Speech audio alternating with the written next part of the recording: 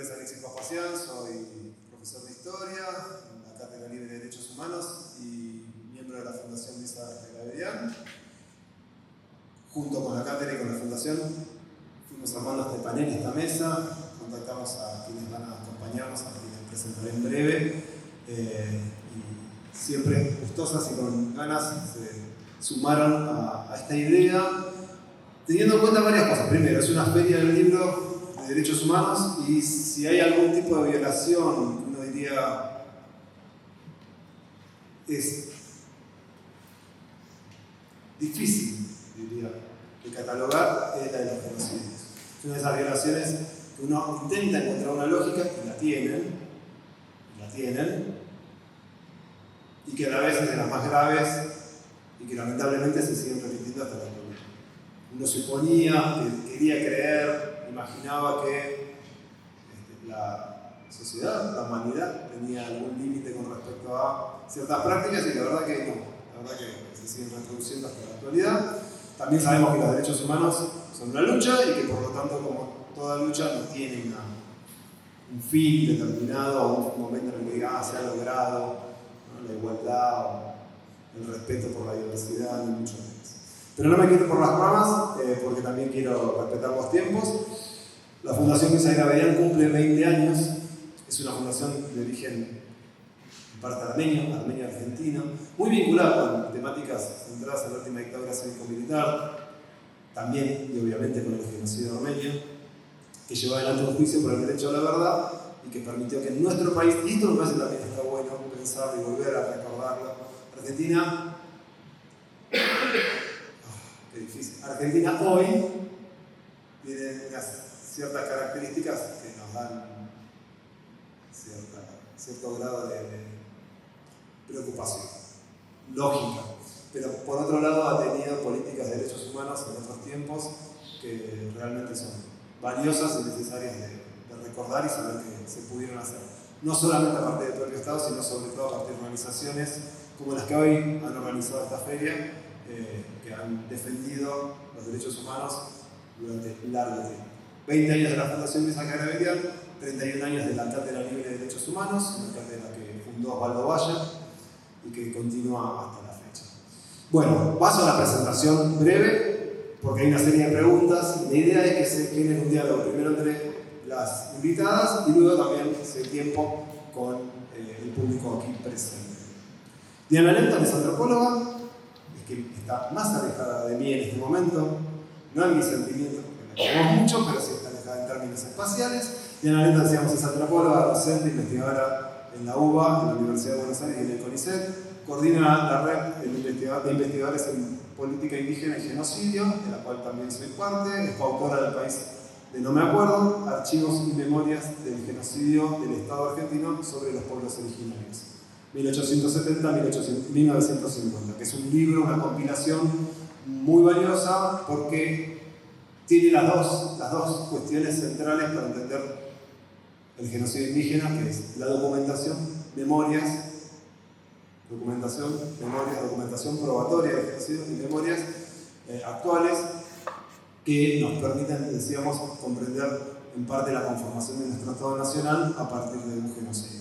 Malena Silveira, quien está más cerca ahora de mí, es socióloga, doctora de Ciencias Sociales, docente e investigadora de la Universidad del 3 de Febrero y de la Universidad de Buenos Aires, y es militante de la Liga Argentina por los Derechos Humanos.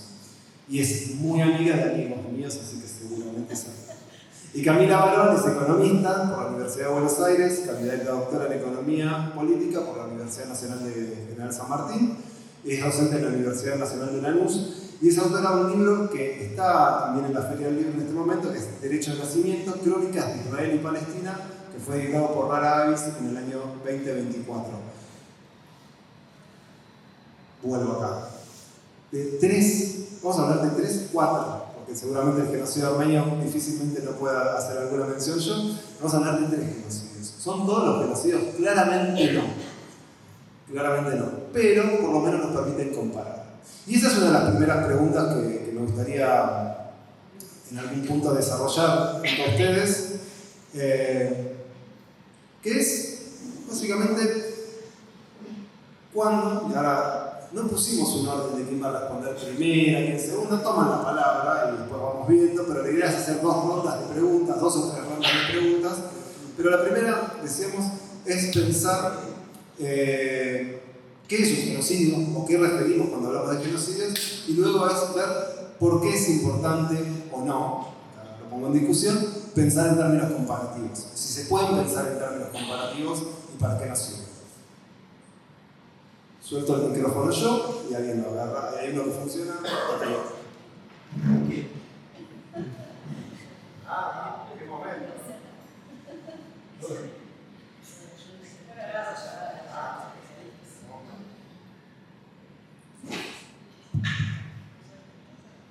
Ahí va. Bueno, es difícil, ¿no? Todo en breve tiempo, pero uno podría decir que un genocidio, voy un poco más para atrás.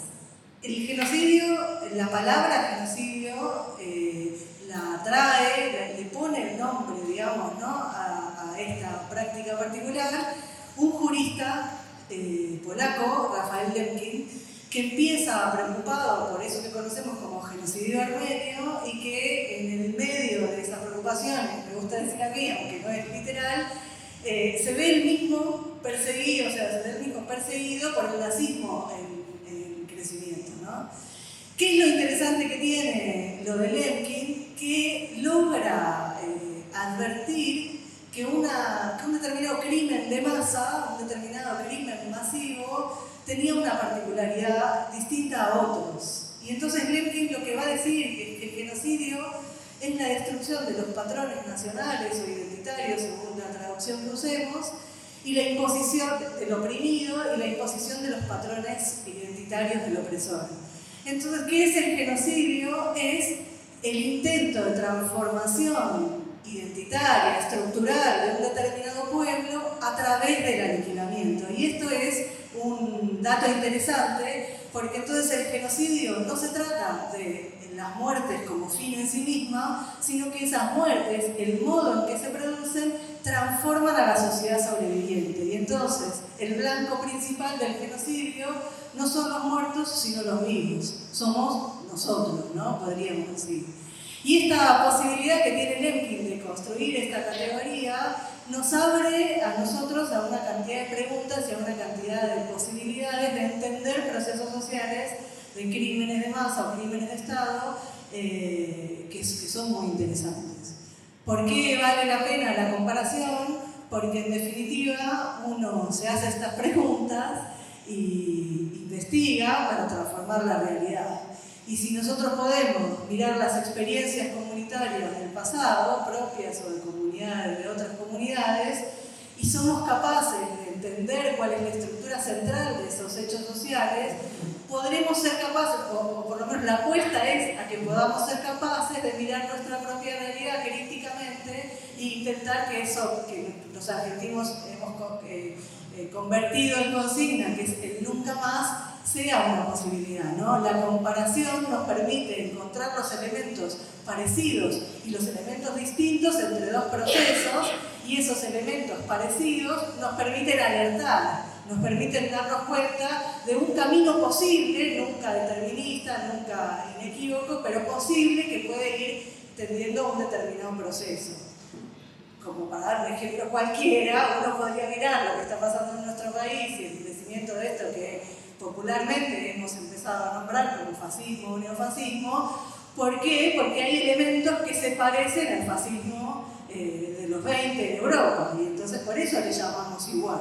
La posibilidad de poner en paralelo esos dos procesos nos permite a nosotros usar eso como herramienta para intentar que el desenlace sea distinto al de los 20 en Europa, ¿no? Bueno, ¿qué tal? Buenas tardes. Bueno, gracias por la invitación y bueno, para continuar, sí, nosotros también como equipo que venimos trabajando en el tema del genocidio de los pueblos indígenas en nuestro país, y lo de decir en nuestro país es porque por algo hay que empezar, no porque sea empíricamente muy diferente a lo que sucede en el resto de América, ¿no? Pero nuestra documentación, nuestras búsquedas se concentran más en nuestro país. Y empezamos hace unos años a tratar de verificar si la categoría genocidio se podía o no se podía aplicar respecto de los pueblos indígenas en nuestro país, porque bueno, todo lo que nosotros encontrábamos por el camino durante nuestras investigaciones, durante nuestras experiencias, nuestras lecturas, etc., nos decía que sí, pero había una gran cantidad de personas, y no solamente porque fueran personas negacionistas de los genocidios en general, sino incluso colegas, personas que incluso hasta tienen una actitud afectiva, diríamos, positiva respecto de los pueblos indígenas, pero que nos decían que no se podía utilizar la palabra genocidio para los pueblos indígenas, con distintas razones, ¿no? Por una cuestión de número, por una cuestión de número de víctimas, por una cuestión de no hay documentación, ¿no? Como si eso no fuera parte además del fenómeno, ¿no? que uno está investigando. Porque es un término que viene de la política y que se ha aplicado a Europa y entonces no corresponde, no es científico, es anacrónico, es una extrapolación, bueno, de todo, ¿no? Entonces nosotros empezamos a decir, bueno, paremos, comparemos, estudiemos y bueno, la verdad que sí se puede. Y justamente, bueno, es un ejemplo de cómo nos ha servido la perspectiva comparativa, porque hemos aprendido muchísimo cuando uno lee, cuando aprende acerca de otros hechos históricos en otras partes del mundo, en otros momentos, en otras latitudes, que las mecánicas tienen que ver con lo específico de cada situación política, del momento histórico y también del lugar geopolítico. Tiene su especificidad, pero hay muchísimas constantes, ¿no? Y las constantes tienen que ver con, bueno, de ahí llegamos a la definición, como dijo recién la compañera, ¿no? Lo que es el intento de aniquilación de un pueblo, pero sobre todo a través del reemplazo de su identidad, de su conciencia, ¿no? De lo que es, del ser. Y la cuestión de la aniquilación se relaciona con eso y bueno, hay distintas proporciones, ¿no? en cada caso empírico. Más aniquilación o en algún caso o en otro caso más del trabajo simbólico, ¿no? que también el genocidio implica una gran cantidad de violencia simbólica, son otras maneras de la violencia, ¿no? Pero siempre con ese fin, ¿no? Del acabamiento de la identidad del pueblo y del reemplazo de sus propias categorías simbólicas por las del grupo dominante.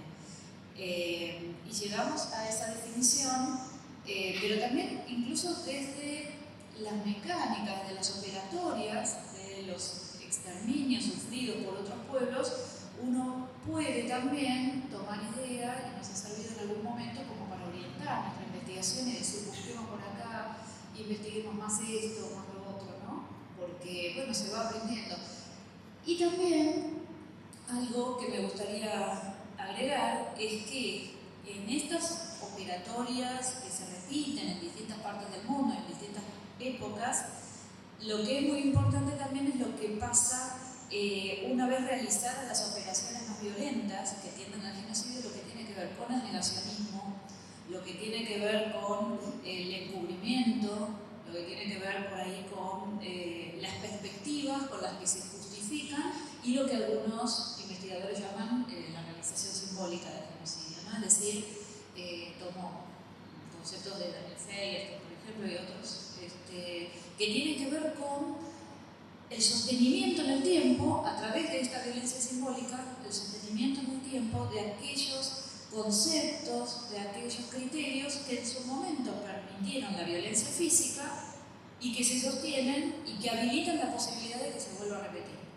Entonces, cuando nosotros vemos que sobre los grupos indígenas hoy en día se repiten, ahora se dice terrorismo, a Roca no se le había ocurrido, no dijo terrorismo, no existía ese concepto, pero bueno, no les pueden decir bárbaros salvajes, entonces les dicen terroristas, pero cuando se cumplen estos procesos de criminalización, de deshumanización, de extrañamiento, estas políticas tendientes al aislamiento de los grupos, a su debilitamiento sistemático, etcétera, etcétera, uno ve que, ¿no?, las acciones de violencia física están acompañadas por esta violencia simbólica que cuando se repite lo mismo que pasó hace 100 Entonces, bueno, eso es lo que nos pone en alerta también, y decir, bueno, en este momento no solamente estamos viendo violencia que creíamos que eran de otras épocas, como que vimos anteayer, sino que también vivimos en un momento en el que hay un uso muy perverso del discurso, ¿no?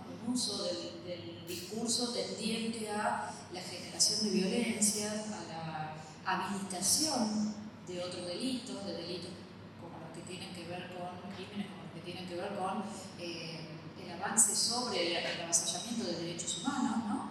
Que nos hacen pensar que, bueno, que estas prácticas que creíamos terminadas en muchos momentos de la historia de nuestro país, no solamente en la dictadura, sino también lo que fue el genocidio indígena, están vigentes también en gran sentido, y por eso nos preocupan y pensamos que hay que seguir trabajando sobre esto. Bueno, quiero empezar igual agradeciendo la invitación. Para mí es un honor y un placer escucharlas a ambas. Yo no soy especialista en la temática. La invitación viene porque escribí un libro sobre Israel y Palestina. Entonces, mi aproximación tiene que ver con eso, con una crónica viva de lo que me sucedió en el cuerpo, visitando esa región y, bueno, recorriendo mi propia historia identitaria, familiar y de vínculos, ¿no? Igual, recogiendo la pregunta sobre genocidio, lo primero que sucede, para hablar de un contexto tan actual como es la situación en Gaza, es, bueno, la negación de la palabra, ¿no? Y la imposibilidad de nombrarlo como tal en muchísimos lugares. Comentabas recién, Diana, lo mismo que sucede en tu caso con el genocidio indígena. Me interesa también poder conversar sobre el genocidio argentino. Todavía no está puesto en duda, ¿no? O sea, se niega, pero no, es una palabra que no nos han robado aún, me parece. Me ponen caras. Pero bueno, el contexto actual de la situación en Gaza es, creo yo, aún más difícil, y la censura es tremenda, ¿no? Una censura que pasa desde los medios, pero también en la conversación cotidiana, en el ámbito académico, etcétera, etcétera, ¿no? En los lugares donde uno pensaría que se puede estar más a salvo para expresarse, no es así. En el caso de, bueno, de nombrar como genocidio lo que está ocurriendo en Gaza. Y hay como tres, digamos, en esto de la comparación, hay tres cuestiones que me parece que son interesantes para subrayar de la situación en Gaza, que, bueno, por supuesto nos hablan del presente, en esta idea de dialogar con la actualidad. Creo que nos pueden ayudar a pensar mejor o a hacernos más y mejores preguntas. Y uno tiene que ver con la espectacularización de lo que sucede. Creo yo que es, corríjanme acá, si alguna vez en la historia hubo un genocidio documentado en vivo y en directo, transmitido, de la manera en la que está ocurriendo en Gaza, ¿no? Me parece que eso no se puede soslayar. Hay algo de la circulación de las imágenes que es muy tremenda, porque además es una circulación de las imágenes que se mezcla con cualquier cosa, ¿no? Uno está en las redes y ve al mismo tiempo la explosión de una bomba o una receta. Eso es algo, digamos, para llamar la atención, y que implica también en la posibilidad del acostumbramiento sensorial a esa forma de la violencia. En segundo lugar, el hecho de que el país que está cometiendo ese genocidio actualmente sea considerado por el Concierto de las Naciones como una democracia, y autopercibido también como la única democracia del Medio Oriente, ¿no? Esa es la manera en la que Israel se nombra a sí mismo. Entonces también acá la batalla, bueno, me gustaría usar otra palabra que no sea bélica, pero la lucha por poder nombrar como genocidio también tiene que ver con separar, ¿no?, lo que implica una democracia de la posibilidad de perpetrar un genocidio, ¿no? Ninguna democracia podría perpetrar un genocidio. O sea, hay una contradicción ahí que no podemos dejar pasar. Entonces también esto, ¿no? Si asumiéramos asumiera globalmente que lo que sucede es un genocidio, también se cae ese régimen en tanto democracia, ¿no? Es imposible de sostener. Y en tercer lugar, ¿quiénes son las personas que participan en tanto perpetradores? Digamos, el ejército, las fuerzas del ejército israelí hoy implica que la descendencia de lo que fue el holocausto nazi, o sea, el pueblo judío que tomó la nacionalidad israelí, son quienes integran esa fuerza, ¿no? Y ahí, bueno, por supuesto, también hay una cuestión histórica de víctima-victimario que hay que también pensar, que hace, para mí, la cuestión algo muy abominable, ¿no? Como si no hubiésemos aprendido nada, o muy poco, del siglo XX para que el siglo XXI comience con una tragedia de esta magnitud. Y en eso mismo también, de qué manera se hace partícipe, bueno, esto, al resto de la sociedad y al resto del pueblo judío que no habita en esa tierra, cómo está llamado también a justificar y a ser cómplice y a construir los argumentos que sostienen esta situación. Me parece que ahí hay varias cuestiones, y también cuando decía lo de la democracia, la única democracia de Medio Oriente, la relación que tiene hoy Israel con las ultraderechas a nivel global, creo que también hay algo ahí, ¿no? Para subrayar por qué ese Estado que hoy lleva adelante ese genocidio es mirado también como la Meca de Occidente, ¿no? ¿Qué pasa con Occidente en este contexto que hace que la Meca de ese Occidente sea lo que ocurre en Israel? Así que me parece que sí, que la comparación es muy pertinente, que nos ayuda a hacer circular imágenes, sentidos, etc. Y que hablar de genocidio en la actualidad es muy doloroso, pero que, sin duda, para entender lo que está ocurriendo en Argentina, este vínculo del gobierno argentino con el Estado de Israel, la espectacularización de la violencia también cotidiana, ¿no? Y el abuso de esas imágenes, y también las distintas formas de la complicidad civil nos convocan a seguir pensando en estas cuestiones. Muchas gracias. Las escuchaba atentamente y pensaba, genocidio armenio se mencionó, genocidio palestino, el holocausto se mencionó la dictadura cívico-militar como genocidio, el genocidio de los pueblos indígenas en Argentina. Diferentes situaciones que, en el caso de estas últimas, pensaba en lo siguiente, ¿no? Terroristas para los pueblos indígenas. Si uno habla del genocidio en Palestina, como mínimo antisemita, como mínimo. Después podemos hacer muchas más cosas, pero como mínimo. Entonces, estamos todo el tiempo siendo, en algún sentido, censurados fuertemente. Si hablamos de la última dictadura cívico-militar, todavía tenemos un poco más pero aparecen zurdos de mierda, los iremos a buscar, o algo por el estilo, no recuerdo la cita textual porque tengo mala memoria, soy historiador y mala memoria. Hay ahí, digo, esto que decíamos, la lucha en disputa, ¿no? Que no es totalmente reconocido. Aún entre propios, diría uno, ¿no? Aún entre aquellos que tienen un cierto pensamiento progresista, somos progresistas hasta cierto lugar. Cuando nos tocan ciertas fibras sensibles de lo que aprendimos a los 5, 6, 7, 10 años, tal vez mejor, ¿no? Entonces, ahí es un lugar incómodo. Y yo estoy seguro que en algún sentido transitamos lugares incómodos. Por lo menos tengo memoria en trabajos de campo de lugares incómodos. Momentos en los que digo, ¿qué hago acá? ¿Por qué me quieren, paréntesis, por qué me quieren pegar? Y, nene, digamos, vos sos portador de una imagen del conquistador. Algo no es que me querían pegar, sino porque tenés ahí un punto en el cual uno tiene que poder comprender un sentido que me parece central, ¿no? Cómo las víctimas en algún momento se pueden convertir en víctimas. Es algo que también se trabajó para Ruanda, digo, para pensar en un texto que se llama así. Cuando las víctimas se convierten en victimarias, que está pensado en función de la situación o el genocidio llevado adelante por la etnia Hutu o por la identidad Hutu sobre los Tutsis. Es sumamente interesante esta mirada comparativa para explicar en muchos casos surgimientos del Estado, en muchos casos reorganizaciones del Estado, en muchos casos expansiones del Estado por sobre otros.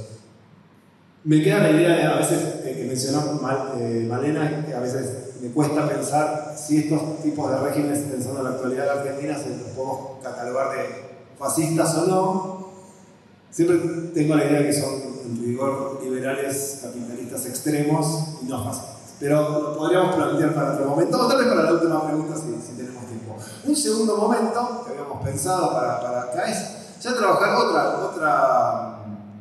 otro concepto, o varios conceptos previos, que es la idea del desprecio hacia el otro.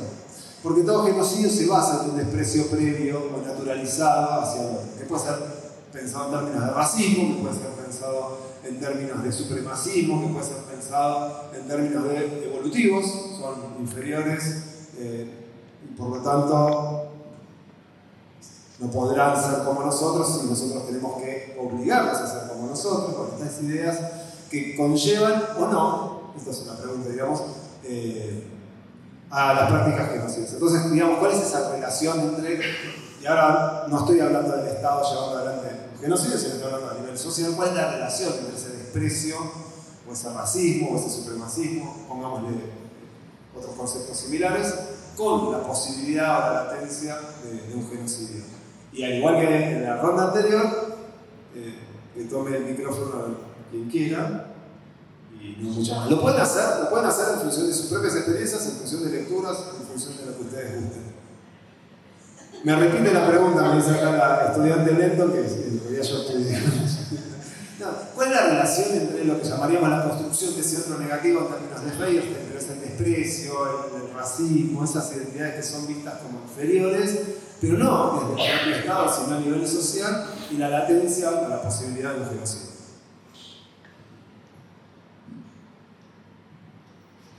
Yo agregaría, cuando dijiste recién que todo genocidio requiere un sentimiento extendido de desprecio, desprecio y muchas veces de miedo, es como una combinación del desprecio del otro y del miedo al otro, ¿no?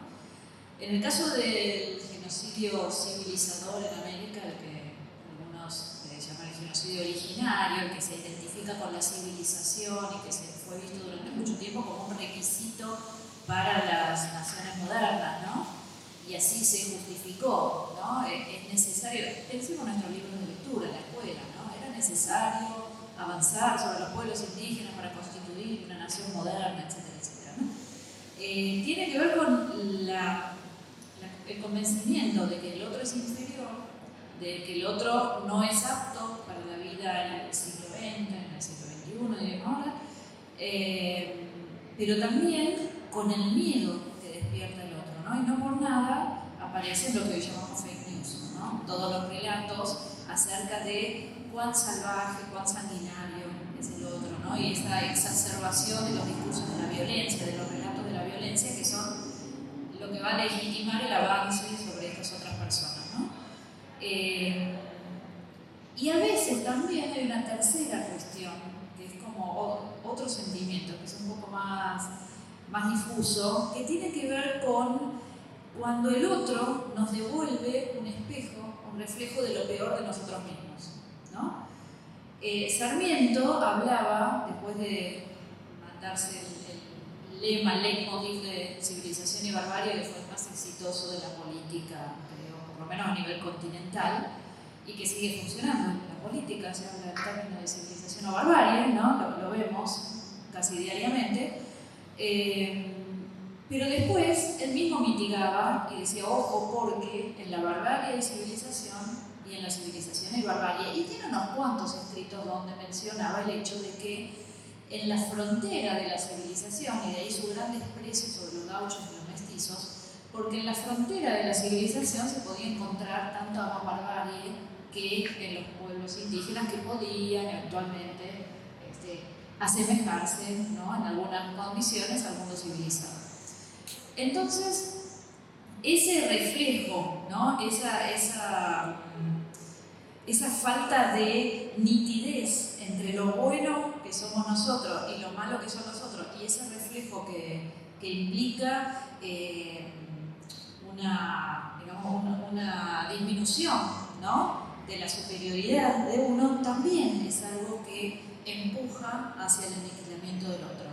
Y lo pensaba también con esto que planteaba ella, ¿no? ¿Por qué ¿por qué Occidente sostiene a Israel en Medio Oriente a pesar de la crítica extendida? Porque yo creo que ya a esta altura es bastante extendida, y los sectores progresistas, por ejemplo en Europa, los sectores progresistas condenan lo que está haciendo Israel en Gaza. Y sin embargo, a la hora de decir, bueno, entonces no apoyamos más a Israel, y no, pero el mundo árabe es la barbarie. Y no solo es la barbarie, el mundo árabe es la muestra de que hay formas de vivir en el siglo XX y el siglo XXI más allá del capitalismo y del pensamiento occidental, ¿no? Entonces, eso que aparece ahí como una resistencia de alguna manera, sin por esto querer hacer una imagen, digamos, romántica ni ingenua del mundo árabe, ¿no? Sabemos que tiene todas sus complejidades, pero en lo que tiene de contradictorio con el modo de pensar del capitalismo, con el modo de pensar liberal, con el modo de pensar profano, no religioso, ¿no? De todo esto que implica la modernidad, no tanto el capitalismo, sino la modernidad, se termina prefiriendo sostener a Israel como el mal menor, ¿no? Como si fueran una avanzada dentro de un mundo desconocido y que nos pone, digamos, un límite. Entonces, me parece que hay como razones que son por ahí un poquito más oscuras y más, a veces menos decibles, ¿no? Que solamente juzgar si se está apoyando una política democrática o no democrática, ¿no? Después, algo que quería decir es en relación con eso de si la democracia puede o no realizar un genocidio. Lo que pasa es que la democracia hoy en día es la expresión política del sistema económico capitalista. Y muchos autores te van a decir que el capitalismo cada tanto necesita un genocidio. Entonces, claro, una democracia bien constituida, honestamente llevada a la práctica, no podría. Pero lo que pasa es que nuestras democracias se adaptan a las necesidades geopolíticas de lo que hay, ¿no? Entonces, bueno, y vivimos en una tensión permanente, y en esa tensión permanente construimos cosas interesantes, también es cierto. Pero, bueno, hay que ver, ¿no? En estos procesos que tiene el capitalismo de expansión, ¿no? O de profundización a veces, pero con exclusión, ¿no? En distintas etapas de su historia, lo que implica una necesidad, ¿no? El capitalismo tiene una pata biopolítica, la necesidad de agrandar su mercado de mano de obra y de consumidores, o por el contrario, reducirla y expulsar a la periferia. Y son distintos momentos del capitalismo, pero que van a permitir la posibilidad de que de vez en cuando una gran cantidad de la población se vuelva descartable, ¿no? Entonces, cuando se vuelve descartable, cuando se vuelve innecesaria, ahí es cuando, bueno, la democracia, que no debería permitirlo, empieza, sí, por lo menos a empezar a permitir que surja la posibilidad, ¿no?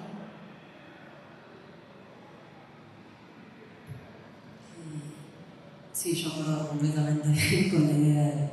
Es una provocación, ¿no? La de decir, bueno, la democracia no podría haber un genocidio, también para mostrar qué democracia hay en este capitalismo salvaje y en esta etapa, sobre todo, del capitalismo, ¿no? Yo, en términos personales, creo que es una ficción, decirlo de ese modo, y creo que tendría sentido empezar a hablar de democracia como adjetivo, ¿no?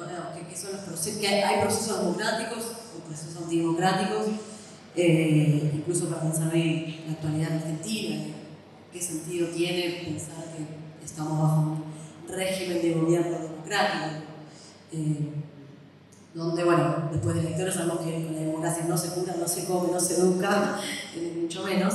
Pero bueno, recogiendo el guante de la idea de la pregunta sobre el supremacismo, en Derecho de Nacimiento, en el libro, una de las primeras sesiones, cuento una conversación con un soldado, no era un soldado, un ex soldado, que hacía de seguridad en este viaje, ¿no? Es un viaje que hice con 40 personas de la comunidad judía, de la comunidad judía. Todos tenemos 27 años, un programa que se ofrece para conocer Israel, y lo que se suponía que es un viaje turismo, dispersión cultural, etc., para mí terminó siendo de las horas más opresivas que viví. Y al regresar, una de las cosas que me preguntan, bueno, ¿cómo la pasaste? Yo no viví la dictadura argentina, no había nacido, me faltaba mucho para que naciera, pero mi sensación fue esa, una cosa de física, de opresión y de sentimiento de algo como ocurriendo en potencia, digamos, como se venía algo, ¿no? Yo hice ese viaje en el 2017, faltaba para que llegáramos al 2024, perdón, al 2023. Pero bueno, obviamente ya.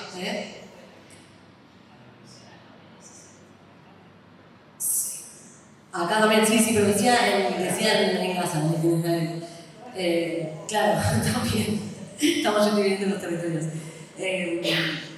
Pero bueno, este encuentro con este ex soldado, que era el que hacía de seguridad, en la primera noche de ese viaje, alguien le pregunta si había disparado a personas. Este chico era una persona argentina que había emigrado también, ¿no? Para subrayar con la idea de cómo los cuerpos, qué son los cuerpos migrantes en este momento del capitalismo, en general el capitalismo. Una persona que había emigrado con su familia en el 2001 por la crisis económica argentina, que termina haciendo el ejército y quedándose a vivir con toda su familia allá. Su respuesta fue: yo no maté personas, maté animales. Primera noche de ese viaje, la conversación continuó. Yo no pude salir de esa frase de ahí en adelante. Y bueno, creo que eso responde bastante del proceso de deshumanización y también de miedo, ¿no? Bueno, porque un animal es alguien que te puede atacar, es alguien que está por eso, deshumanizado, o sea, por fuera de la humanidad, y con quien tenés que ejercer tu fuerza porque no te vas a poner a dialogar, ¿no? No hay diálogo, un animal no puede conversar, pero probablemente no tiene la respuesta. Entonces me parece que ahí, en la deshumanización, también tiene que ver con esto, con la pérdida de conversación. Y ahí, bueno, los muros también, ¿no? O sea, la separación con ese otro distinto, ese otro negativo, que necesariamente es alguien con quien se pierde contacto. Se pierde contacto o bien porque se lo deshumanizó y no puedes conversar, se pierde contacto porque hay una política de Estado que decide separarte de ese palestino que ahora podés llamarlo animal o podés considerarlo esa enemistad como para tener que exterminarlo. Entonces, me parece que ahí eso, que la idea de supremacismo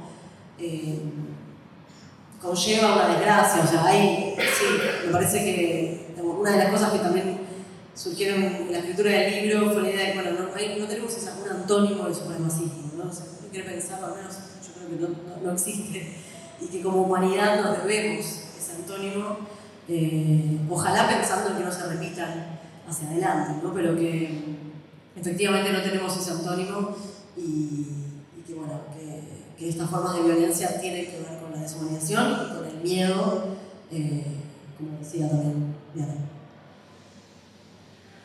Sí, tratando de seguir en esa línea, si no hay deshumanización y no hay estigmatización o construcción del otro, no hay genocidio posible, porque uno no puede matar a uno que es como uno, digamos, ¿no? Uno tiene determinadas barreras que es necesario romper y esas barreras se construyen, ¿no? Pensaba yo en un testimonio de una compañera sobreviviente de este campo de concentración que contaba que ella la torturaba y puteaba, ¿no? y discutía, y en determinado momento su torturador para y le empieza a discutir, ¿no? Ella discutía política.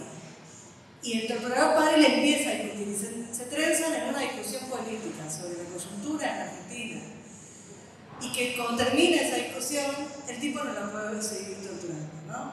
Y no la puede seguir torturando porque ya no es un animal, ¿no? Ya es un otro que piensa distinto, pero es un ser humano. En el momento en que lo humanizó, tuvo que llamar a otro porque él no pudo seguir torturándolo. Entonces es necesario, ¿no? Y efectivamente, entonces se produce esto de construir al otro deshumanizado y construir el miedo sobre ese otro, pero también se produce otro elemento que no tiene que ver específicamente con quien persigue, que es el miedo a ser perseguido. Entonces la otredad tiene tanta potencia en una sociedad donde empieza la persecución, no solamente porque el que va a torturar o el que va a perseguir puede perseguir a otro que es un animal, sino porque los que no estamos siendo perseguidos necesitamos encontrar determinados mecanismos en nuestro aparato psíquico que nos permitan seguir con la vida. Y entonces, si a él se lo llevan porque es un subversivo, yo que no soy una subversiva, no me va a pasar nada. Y entonces puedo quedarme en mi casa, ¿no? Y entonces el problema, por algo será que se lo llevan, en ese por algo será, no hay solo una responsabilización de la víctima, sino que también hay un modo de mantenernos a nosotros mismos a salvo, porque ese hizo algo, por eso se lo llevaron, pero yo que no hice nada, estoy a salvo, ¿no? Podríamos trasladarlos a otros procesos de estigmatización, ¿no? Y el choriplanero está cortando la 9 de julio porque es un vago y no quiere laburar, pero yo que me levanto todos los días temprano y voy a buscar laburo, a mí no me va a pasar eso que le está pasando al otro, y entonces el miedo juega en esos dos sentidos, ¿no? Y por eso se esparce tan abiertamente. Cuando hay una persecución, cuando hay una estigmatización que no tiene lógica, que es muy difícil de identificar, los mecanismos por los cuales cada uno de nosotros intentamos mantenernos a salvo son distintos, son complicados. Eso es lo que explica, por ejemplo, que uno puede hablar con alguien en Israel o puede hablar con alguien, no sé, en Ucrania, que puede seguir con su vida en el medio de una guerra, porque buscamos todo el tiempo formas de seguir con la vida, ¿no? Pero lo otro que yo quería traer es que esa construcción del otro lo que termina produciendo es una esencialización del ser, ¿no? El otro es judío, el otro es palestino, el otro es zurdo, el otro es morocho, el otro es negro, el otro es rubio, donde no hay posibilidad a la diversidad y donde no hay posibilidad a la construcción de identidades diversas, multiformes, que fluctúan y que son dinámicas, ¿no? Y eso en definitiva es lo que busca el genocidio, porque así es como se produce la transformación identitaria, fragmentando, rompiendo esos colectivos diversos y rompiendo y atomizando a cada uno de los sujetos dentro de esos colectivos, ¿no? Entonces, la construcción de ese otro es realmente muy potente y es fundamental en cualquier proceso genocida porque es la que va a producir esa fragmentación. No solo habilita el aniquilamiento material de los cuerpos, sino que habilita la destrucción de los lazos sociales.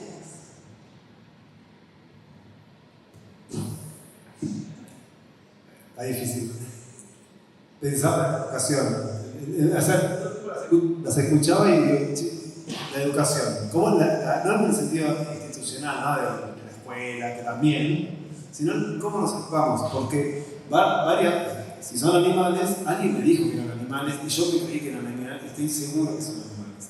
Si son salvajes o terroristas, bueno, los medios de comunicación.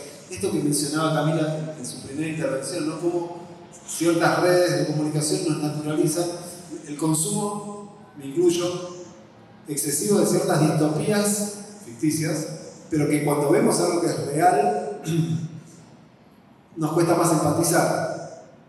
¿Por qué? Porque estamos consumiendo violencia distópica que está cada vez más cerca, pero que no deja de ser producciones de la ficción de alguna plataforma, y a la vez después lo vemos en la calle, pero no lo vemos en la calle, lo vemos en una pantalla. Interesante, digo, no para desarrollar ahora, pero sí para pensar tal vez las nuevas dinámicas de los genocidios del siglo XXI que no necesariamente son iguales o se asemejan a las de los genocidios modernos, donde los estados tienen una participación, no dejan de tenerlo en la actualidad, pero tienen una participación nodal, central. Ahora parecería ser que hay ciertas otras redes, otras violencias que no necesariamente están ligadas a los estados de forma directa. En algunos casos sí, si hablamos de Palestina, del genocidio en Palestina claramente, pero en otros casos hay también una tercerización, para decirlo en términos neoliberales, de las prácticas de violencia sobre los cuerpos, otros cuerpos, sociedades. Bastante recortado. Y teníamos una tercera ronda de preguntas que la voy a sintetizar, que estaba más vinculada, pero igual ya fueron creando puntas sobre el capitalismo y el genocidio. Muchas veces nosotros trabajamos la lógica de la identidad, la biopolítica, cómo los estados actúan, pero también hay una lógica desde el capitalismo. Y me parecía muy interesante poder volver a traer esa palabra, porque hablamos mucho de neoliberalismo, pero en realidad lo que estamos hablando es de capitalismo del siglo XXI, pero es capitalismo. Entonces, volver a traer esa palabra, capitalismo, para pensar cuál es la relación entre el capitalismo, que la hay, creo, no me equivoco, pero ahora me desacenarán, cuál es la relación entre los capitalismos o las formas capitalistas, que puede ser del siglo XIX, si pensamos en el avance estatal en Pampa y Patagonia, pero que también son del siglo XXI, si pensamos, vuelvo a Pampa y Patagonia, los conflictos territoriales actuales, que son herederos, ¿no?, del siglo XIX, o, ni hablar en el caso de Israel-Palestina, o el capitalismo bajo la égida de la última dictadura cívico-militar y sus nuevas estrategias de acceso a ciertos recursos, a partir también de eso que está flotando todo el tiempo y que Diana trajo y que luego desarrollaron las tres, que es el miedo, como una forma de política, ¿no? Pero en relación al capitalismo, ¿me repite la pregunta? ¿Cuál sería la pregunta? ¿Cuál es la relación, efectivamente, entre el capitalismo, si es que la hay, y las prácticas genocidas? También sabemos y somos conscientes de que hubo otros genocidios que no estuvieron ligados al capitalismo. Si me voy a Camboya, la lógica del genocidio está más pensada desde otro lugar. Si me voy a Ucrania en la década del 30, lo mismo. Pero los genocidios actuales mayormente sí. Cedo del micrófono. ¿Toca empezar a? ¿Quién empezó? Y yo voy a tirar la pelota para afuera porque me parece que, o sea, algo interesante que salió también en la mesa es, bueno, la posibilidad de pensar, o sea, lo voy a correr, o sea, si hay algo intrínsecamente humano en que se perpetúen los genocidios o no, ¿no? O sea, por supuesto que en el capitalismo cada genocidio ocurrido en la etapa donde estamos bajo el modo de producción capitalista tendrá su sentido, ¿no? Bueno, el genocidio indígena lo tuvo para Argentina, la dictadura militar, es muy interesante ver cómo inauguró esta etapa donde nunca más recuperamos los niveles de igualdad o sí, de pasar económico que había antes del 76, ¿no? O sea, inauguró una etapa donde no se pudo desarmar. En el caso, bueno, de Palestina y Israel, bueno, el conflicto por los recursos en ese territorio, tenemos el control de Occidente en ese espacio, bueno, un montón de cosas podríamos decir, pero me interesa pensar hacia adelante, así como, bueno, podemos pensar el fin de este modo de producción, el fin del capitalismo, si también estaría asociado a una posibilidad de una humanidad que, bueno, deje atrás estas formas de la violencia, ¿o no?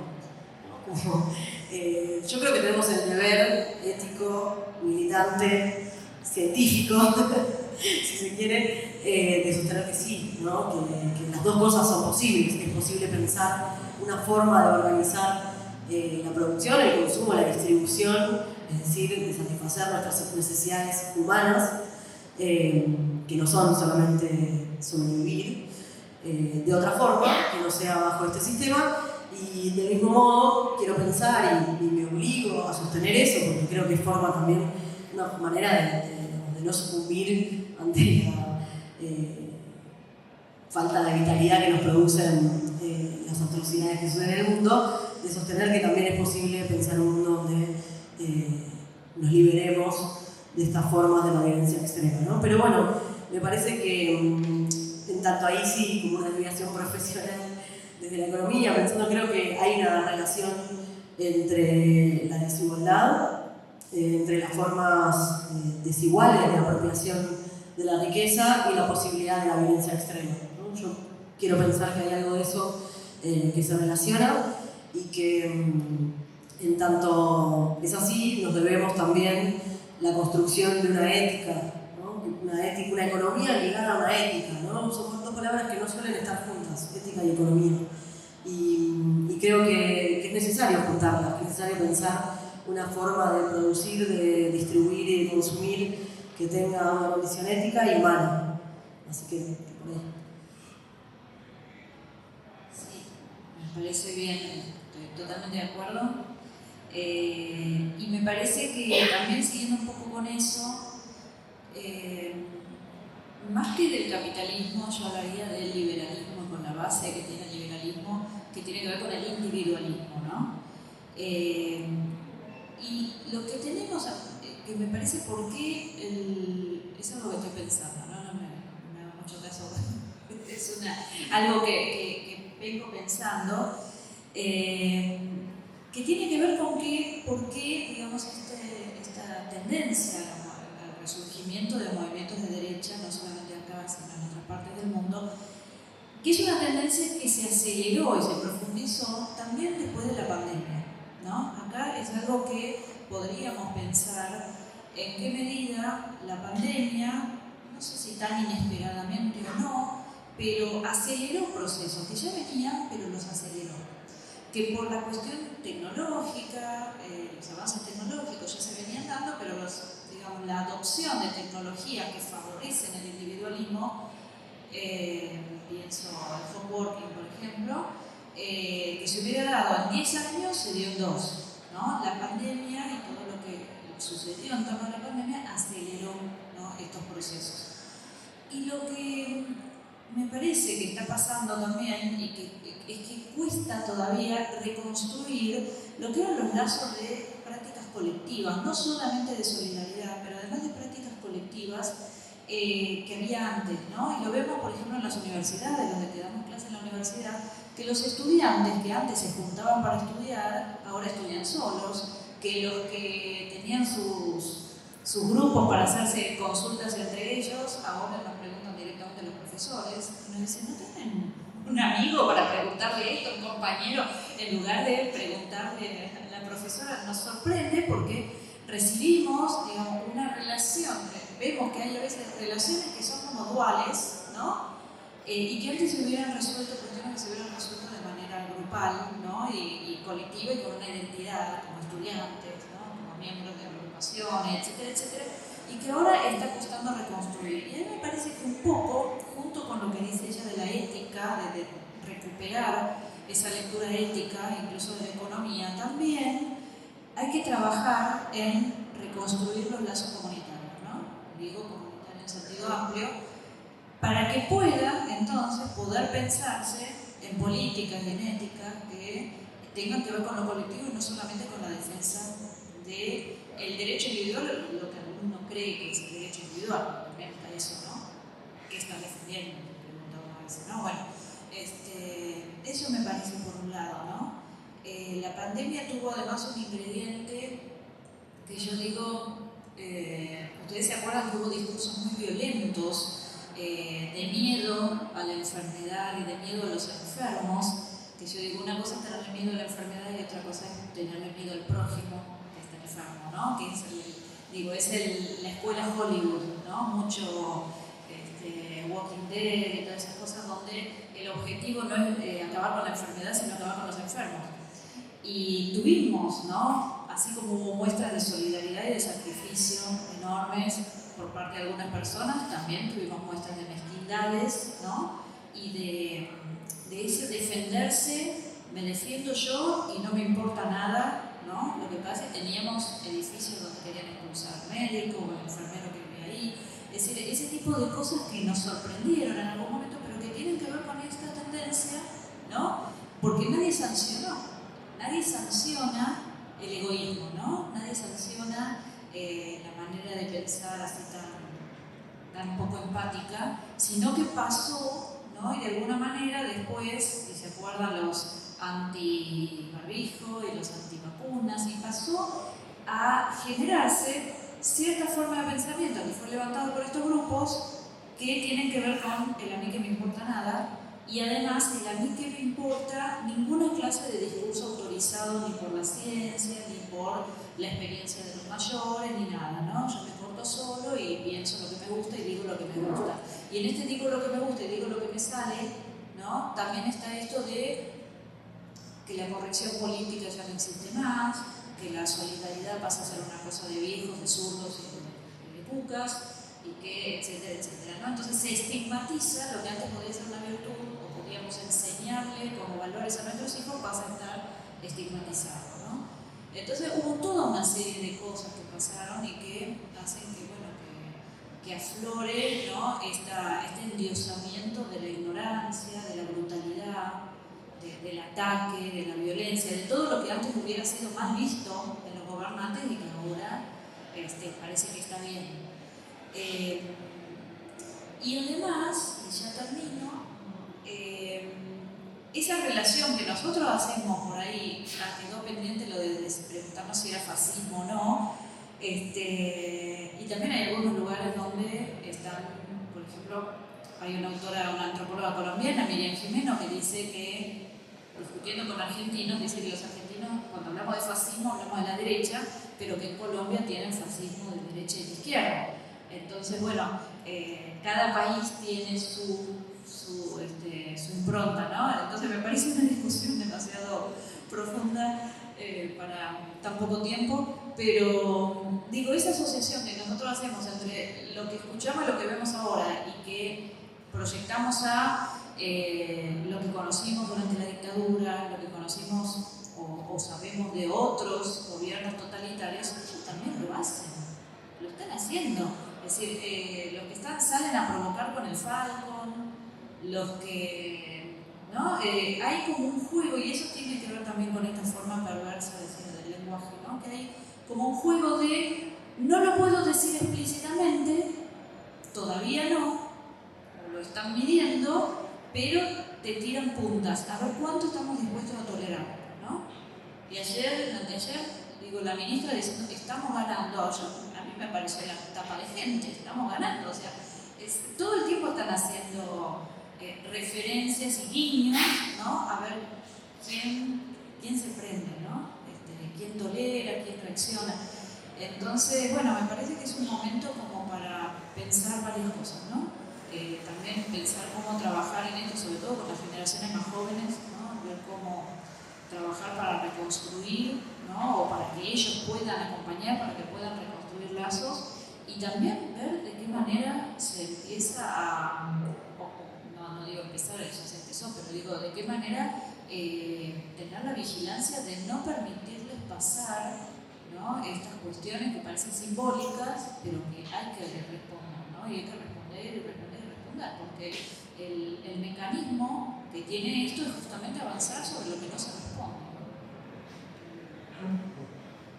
Bueno, voy a intentar ser breve porque ya estamos como no cerrando, pero para volver al capitalismo y a la pregunta, que me parece que es una pregunta muy potente porque lo que tiene detrás esa pregunta es ¿por qué sería necesario un genocidio? ¿No? Si nosotros decimos que un genocidio es el intento de transformación de una estructura social o la transformación identitaria, uno podría decir que el Estado Nacional, el Estado-Nación, digamos, como institución, que el capitalismo tiene un montón de herramientas dentro de la democracia legal, normada, para transformar identidades, ¿no? La educación es tiene un montón de instituciones, un montón de mecanismos donde disputa el sentido común. Y entonces uno podría preguntarse por qué en determinadas situaciones eso no alcanza.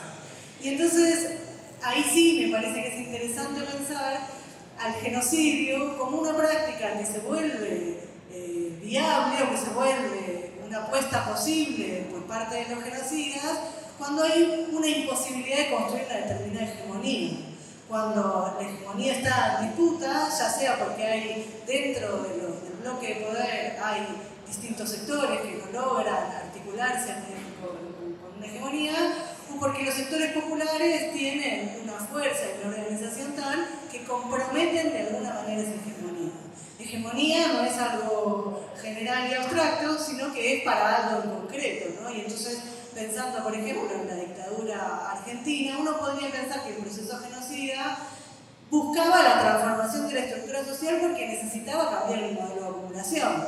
¿Qué era lo que no le permitía al modelo de acumulación vigente? Resolver la hegemonía dentro del bloque dominante entre distintos sectores, el agroexportador, el financiero, ¿no? Y que tenía del otro lado un movimiento popular que estaba muy organizado. Y entonces, bueno, ese movimiento popular no iba a tolerar, no iba a permitir la transformación estructural que era necesaria en ese momento en nuestro país, ¿no? Siempre digo yo en las clases, si el objetivo del genocidio en Argentina era la instalación del neoliberalismo, ¿no? Y pongo un ejemplo muy personal, que es en los 90, haciendo una cola de manzana entera con mi currículum en la mano y el Clarín bajo el brazo, porque soy de la época de los clasificados de Clarín, para un puesto de administrativa, ¿no? Ese era el nivel de desocupación que nosotros teníamos. Pensar ese nivel de desocupación en los 60 no es posible, porque te incendian todo, ¿no? Y entonces, en ese intento de transformación, el bloque dominante, ¿qué hace? Hace primero la dictadura en el 66, ¿no? ¿Y qué dice? Vamos a hacer lo mismo que hacemos toda la dictadura y todas las represiones, pero un poquito peor. Y proscribimos todos los partidos políticos y le pegamos todo y metemos a todos los dirigentes en cana. Las universidades intervienen. ¿Cuál es la respuesta al gobierno de Humanidad? Cordobazo. ¿Por qué? Porque hay un movimiento popular que está organizado, que sabe lo que tiene que hacer y sale a resistir. El bloque dominante aprende de eso. Y cuando vuelven a otra cosa. Lo que pasa en el 66 y lo que pasa en el 76 son cosas totalmente diferentes. Instalan un sistema de campos de concentración, el terror, logran fracturarnos. Y en ese lograr fracturarnos, logran efectivamente avanzar sobre esa organización. Logran lo que decíamos al principio, que entendamos al otro, que hasta ayer era un compañero y que era parte de nosotros, como un otro distinto, al que se lo llevan porque algo hizo. En esa fractura, en esa transformación identitaria, está la posibilidad del capitalismo de avanzar sobre la transformación del modelo de acumulación, ¿no? Y en esa transformación, y con esto quería cerrar porque me parece que es lo más importante para pensar el futuro, en esa transformación, en esa atomización, nos quitan nuestra propia historia. Porque ¿cuál es la forma de avanzar a partir del aniquilamiento? Que nosotros no podamos echar mano de esas experiencias que nos permitieron hacer el Cordobazo. Y no porque sepamos o no que existió el Cordobazo, sino por las experiencias concretas, ¿no? Había un videíto que circuló el año pasado cuando arrancaron los despidos del Hospital Posadas, de una delegada, que a mí me partió, la verdad, era muy conmovedor. La delegada del Hospital Posadas, desesperada, hablaba en el megáfono y decía: esto nos pasó en el 2015 cuando llegó Macri, resistimos, logramos la reincorporación, ya nos pasó, ya lo hicimos y ganamos. Podemos hacerlo porque sabemos hacerlo, ¿no? Eso que lograba la delegada y no sus compañeros que la miraban entre tristes y con cierta ternura por la compañera que intentaba no ser optimista, sino decirles: muchachos, acuérdense que sabemos hacer esto, es lo que nos quita el genocidio en esa fragmentación que logra, ¿no? Y en todo caso, esa es la pelea que tenemos los pueblos por delante, que es el acordarnos que sabemos hacerlo y que ya lo hicimos en algún momento, ¿no? Hoy estamos acá y esta mañana a muchos de los trabajadores de la Secretaría de Derechos Humanos no los dejaron entrar.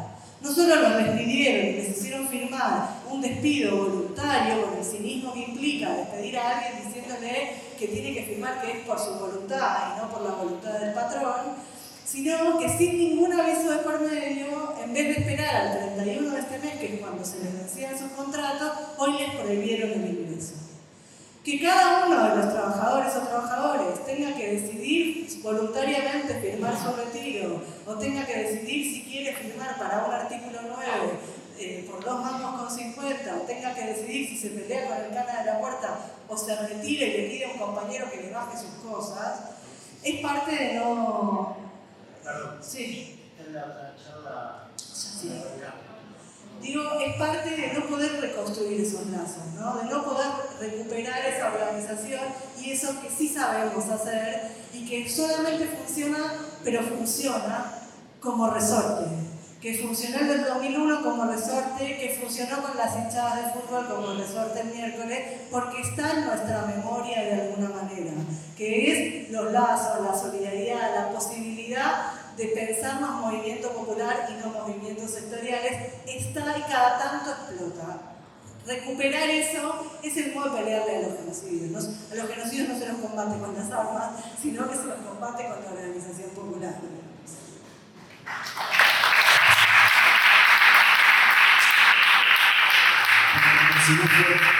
Gracias. Voy a cerrar, porque un minuto para cerrar tenemos. No vamos a abrir la pregunta, lamentablemente, pero como decía un docente mío, las cosas importantes en esta jornada suceden en los pasillos, en este caso en los parques, seguramente podremos seguir charlando. Hay otra charla que va a iniciar. Lo que sí quiero marcar es esto, recordar que Argentina jugó y sigue jugando a sus represores. Recordar que Argentina reconoció la masacre de Nampalpí como un genocidio, como una masacre en el marco de un genocidio con los pueblos originarios. Recordar que Argentina reconoció el genocidio armenio a través de sus tres poderes. Recordar que Argentina ha tenido una política progresista única vinculada a los derechos humanos. Recordemos eso. Vayamos a los lugares públicos a protestar acompañados, seguros, tranquilos, no solos, pero vayamos porque es verdad, el miedo está y hay razones para tener miedo, pero no dejemos de estar, de ir y de ocupar esos espacios porque si no van a seguir avanzando. Y sepamos lo siguiente, Argentina, yo amo mi país, odio lo que está pasando a nivel gubernamental, amamos a nuestro país. Lo queremos, pero sepamos en ser críticos con lo que hemos construido e intentemos cambiarlo. Me gustó la economía ética o la ética económica o como querramos poner el orden para pensar, para seguir reflexionando, y me parece que una charla que iba a trabajar y que trabajó un genocidio, todos los genocidios, en rigor también está trabajando una coyuntura difícil sobre la cual necesitamos expresarnos y la cual les pido si quieren, ahora cuando salimos y vamos continuar la charla a medida que nos acercamos a otra exposición que está en la sala Mabel Gutiérrez, ¿no? En la Mabel Gutiérrez hay una exposición que también está vinculada con los derechos humanos, muy buena, con Rita Segato, Marcelo Ferreira y me voy a olvidar Martín Coan y algún expositor más que en este momento se le va de la cabeza. Marlene Guayar. Gracias a todas y a todos.